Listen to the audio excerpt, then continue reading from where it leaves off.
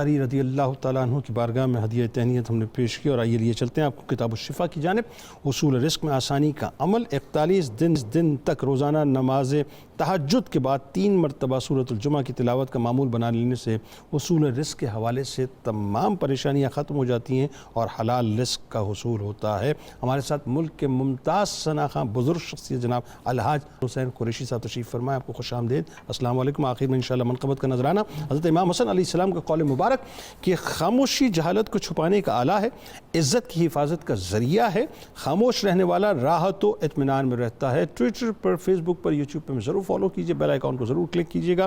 آج آپ مضمون ضرور پڑھ سکتے ہیں دونوں بلکہ تینوں ہستیوں کے حوالے سے انشاءاللہ روزنامہ 92 نیوز میں۔ آپ وہاں موجود، ہم یہاں موجود ہیں، مل کے نعرہ لگاتے ہیں، اس دعا، اس امید، اس یقین کے ساتھ اجازت دیں کہ لا یؤمن احدکم حتی اکون احب الیہ من والدہ وولدہ والناس اجمعین۔ اللہ تعالیٰ آپ کا، ہمارا، ہم سب کا، پاکستان کا، امت مسلمہ کا حامی و ناصر، آمین۔ پاکستان کا مطلب کیا؟ لا الہ الا اللہ محمد رسول اللہ صلی اللہ علیہ وسلم۔